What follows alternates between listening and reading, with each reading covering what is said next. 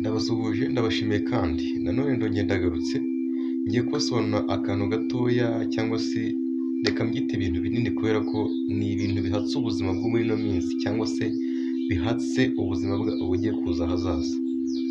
Ni ikintu twita Artificial Intelligence cyangwa se AI. AI muri iki gihe abantu bari kuyikoreraho amafaranga cyane bishoboka n'ibidashoboka. Nko gukora video ubu ngubu ntabwo bikigombera ko wowe ubwawe wowe nyir'ubwite ujya imbere ya kamera bakakurikodinga nk'uko niko bigenza.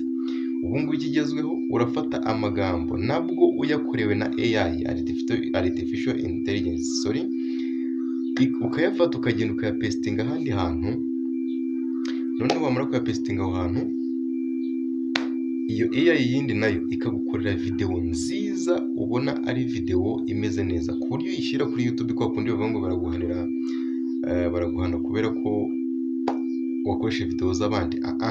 Ni video zitagira copyright n'imwe habe na gato.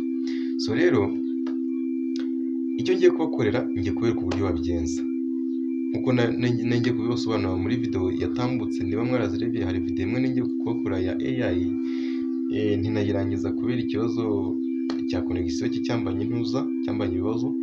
Ubu ngubu ngiye kubakorera video y'uburyo wakora video wifashishije Artificial Intelligence cyangwa se AI. Guys, AI iri gukora ibintu bidasanzwe, iri gukora ibintu bikomeye cyane aho abantu kwinjiza amamiliyoni n'amamiliyoni bifashishije AI. Ubu ngubu ikindi nababwira AI ikindi kintu yagufasha ku bantu bakiri abanyeshuri mwiga muri kaminuza.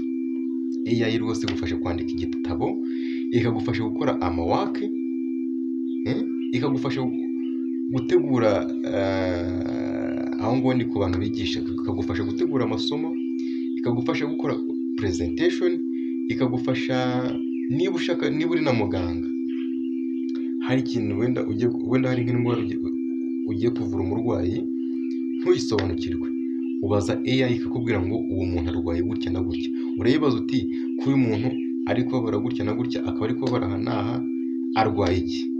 AI ikurikije ibimenyetso yihaye ihita ikubwira ngo uyu muntu arwaye ubu burwayi, ukamenya ibyo uragira ute ibyo uramuvura. Murumva AI itari gukora akazi. Hari akantu na postinze kuri TikTok yanjye, mbibutsa TikTok yanjye nayo yitwa Gisiga Damour. Aho kana na postinze kuri TikTok yanjye navuze ngo AI mu minsi mike cyangwa se mu minsi iri imbere iraje itwambure akazi. Bantu mube tayari mutyaza ubwenge, mutyaza ibitekerezo by'ukuntu mwava muri analogue mukajya muri digital, ariko digital ya AI cyangwa se Artificial Intelligence. Ndabakunda cyane. Duhurire kuri TikTok yanjye yitwa Gisiga Damour, niko yitwa, na YouTube channel yanjye yitwa Gisiga Damour, Twitter yanjye nayo ni Gisiga Damour, IG yanjye nayo ni Gisiga Damour. Ndabakunda cyane. AI ngiye kuzajya nyibabwiraho kenshi kugira ngo mubashe gusobanukirwa.